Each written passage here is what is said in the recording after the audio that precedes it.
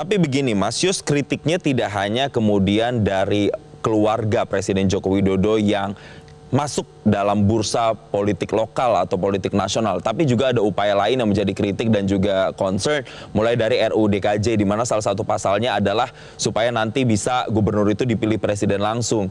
Kemudian juga nggak ada hubungan, jangan dihubungin. Bang Habib tunggu. Ini sentimen juga pendapat lain bahwa itu juga ada begitu. Itu kritiknya nyata di masyarakat terkait dengan itu juga menjadi sentimen yang masuk dalam kenapa akhirnya dinasti politik ini nyata adanya begitu.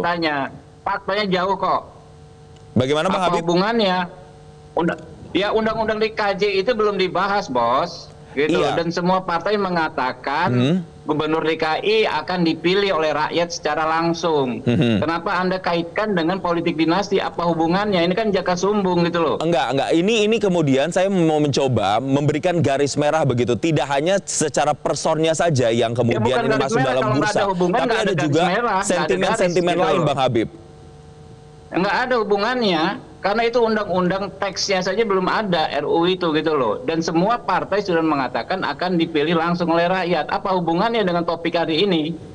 Enggak. Maksudnya ini tidak hanya secara personnya saja atau keluarga dari Presiden Joko Widodo saja yang kemudian ini menambah sentimen lagi terkait dengan dinasti politik. Tapi ada sentimen lainnya yang coba saya bawa begitu, Mas Habib, Bang Habib. Nah ini selain UU DKJ, berkeras memang saya katakan nggak ada hubungan. Ada kekacauan rekapitulasi juga. Ini kemudian yang sangat sering sekali disuarakan. Saya mau bertanyanya begini.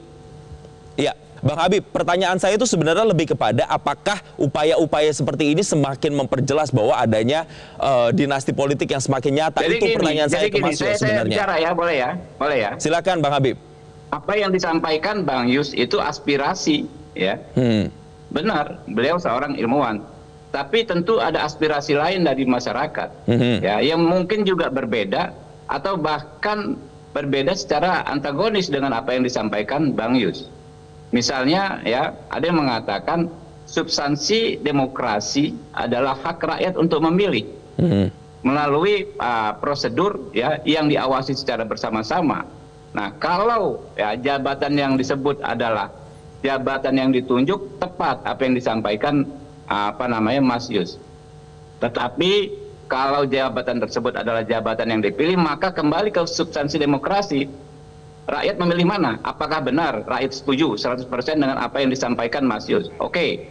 Apakah sebagian besar rakyat tidak setuju dan punya pandangan lain bahwa oh ini ternyata ya orang-orang ini Pak Prananda Paloh, Ibu Puan, ya orang dari keluarga yang mereka hormati, ya orang dari keluarga yang mereka selama ini jadi panutan, sehingga mereka tidak keberatan apabila sosok-sosok tersebut masuk ke dalam kontestasi lalu dipilih secara prosedural, ya secara hukum, secara etika, ya tidak ada yang dilanggar, sehingga mendapatkan kepercayaan dari rakyat. Jadi ini kita nggak bisa halangi yang seperti ini, Mas. Saya mungkin saja sependapat dengan Mas Yus, tapi kalau ada orang punya latar belakang keluarga politisi ingin berkontestasi, kita nggak bisa halangi atas nama demokrasi. Kita nggak akan bisa menghalanginya. Gitu. Baik. Jelajahi cara baru mendapatkan informasi. Download Metro TV Extend sekarang.